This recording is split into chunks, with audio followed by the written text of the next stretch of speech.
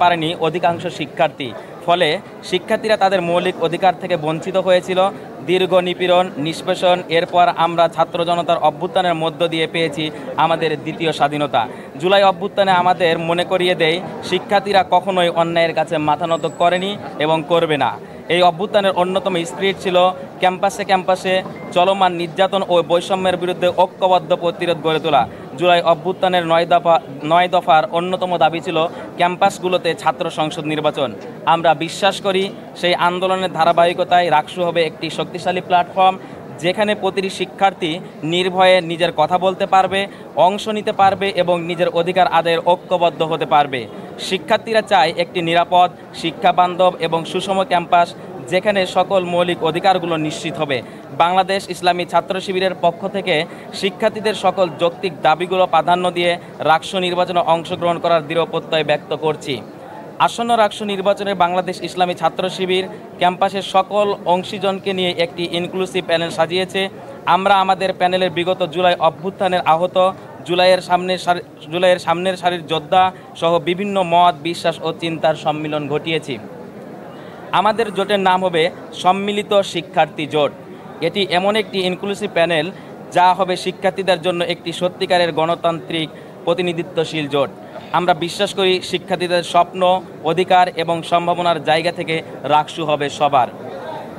আমরা মেধা, নৈতিকতা, সততা দিয়ে শিক্ষার্থীদের স্বপ্নের ক্যাম্পাস গড়তে চাই।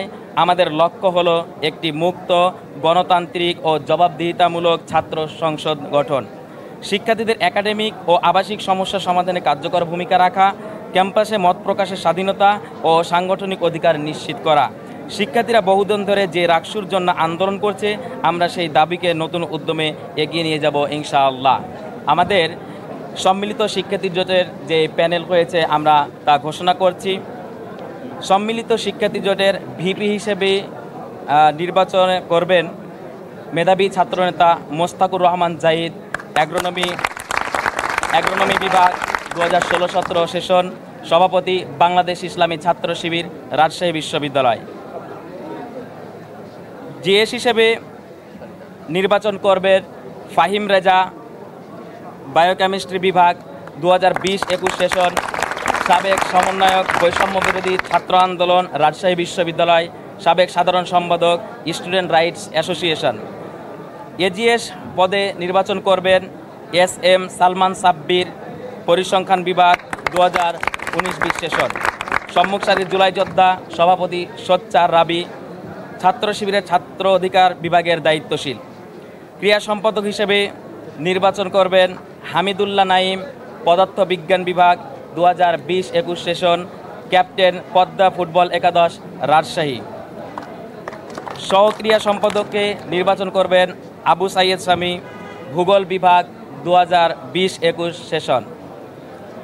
সাংস্কৃতিক সম্পাদক পদে নির্বাচন করবেন জাহিদ হাসান জোহা, আরবি বিভাগ 2019-20 সেশন, আহ্বায়ক গণ অভ্যুত্থান মঞ্চ। সহ সাংস্কৃতিক সম্পাদক হিসেবে নির্বাচন করবেন রাকিবুল ইসলাম, আরবি বিভাগ 2022-23 সেশন, ফিল্ম নির্মাতা, অভিনয় শিল্পী, এডিটর, সহকারী নাট্য পরিচালক, বিকল্প সাহিত্য সাংস্কৃতিক সংসদ। মহিলা সম্পাদক হিসেবে নির্বাচন করবেন সৈয়দা হাফসা, ফার্সি বিভাগ 2019-20 সেশন। সহ মহিলা সম্পাদক পদে নির্বাচন করবেন সামিয়া জান্নাত, গণিত বিভাগ 2020-21 সেশন, সদস্য RUDF। তথ্য গবেষণা সম্পাদক পদে নির্বাচন করবেন নাজমুস সাকিব, ত্রিপলি ডিপার্টমেন্ট 2019-20 সেশন,